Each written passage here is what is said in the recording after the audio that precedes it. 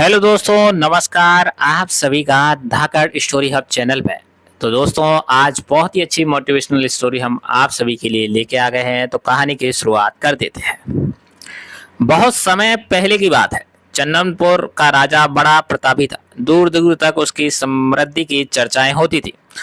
उसके महल में हर एक सुख सुविधा की वस्तु उपलब्ध थी, पर फिर भी अंदर से उसका मन अशांत रहता था। उसने कई ज्योतिषी और पंडितों से इसका कारण जानना चाहा। बहुत से विद्वानों से मिला। किसी ने कोई अंगूठी पहनाई तो किसी ने यज्ञ कराए, पर भी फिर भी राजा का दुख दूर ना हुआ। उसे शांति नहीं मिली। एक दिन भेष बदलकर राजा अपने राज्य की सैर पर निकला।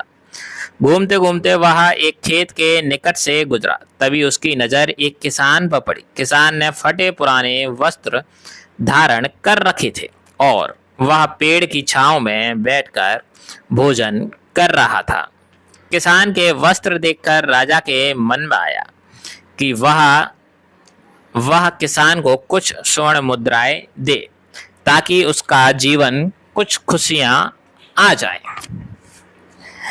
राजा किसान के सम्मुख जाकर बोला, मैं एक राहगीर हूं। मुझे तुम्हारे खेत पर ये 4 स्वर्ण मुद्राएं गिरी मिली हैं। चूंकि यह खेत तुम्हारा है, इसीलिए ये मुद्राएं तुम ही रख लो। किसान बोला, ना ना सेठ जी, ये मुद्राएं मेरी नहीं है। इसे आप ही रखें या किसी को और को दान दें। मुझे इनकी कोई आवश्यकता नहीं है। किसान की यह प्रतिक्रिया राजा को बड़ी अजीब लगी। वह बोला, धन की आवश्यकता किसे नहीं होती? भला आप लक्ष्मी को ना कैसे कर सकते हो? सेठ जी, मैं रोज 4 आने कमा लेता हूं और उतने ही प्रसन्न रहता हूं। किसान बोला, क्या आप सिर्फ 4 आने की कमाई करते हैं और उतने ही में ही प्रसन्न रहते हैं? यह कैसे संभव है? राजा ने अचरज से पूछा।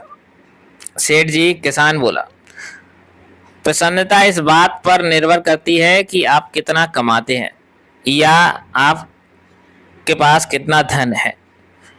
प्रसन्नता उस धन के प्रयोग पर निर्भर करती है कि तुम इन 4 आने का क्या क्या कर लेते हो।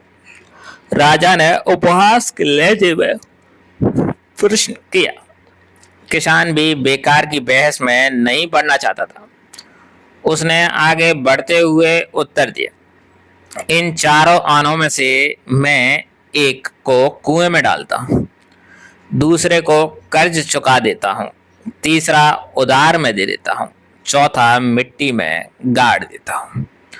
राजा सोचने लगा। उसे यह उत्तर समझ नहीं आया।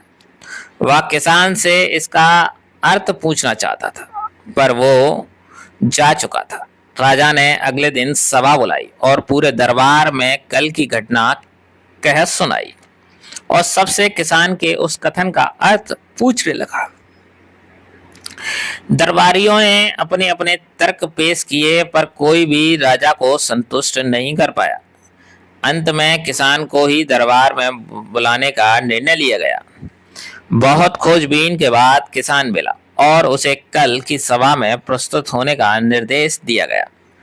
राजा ने किसान को उस दिन अपना भेष बदलकर भ्रमण करने के बारे में बताया और सम्मान पूर्वक दरबार में बैठाया।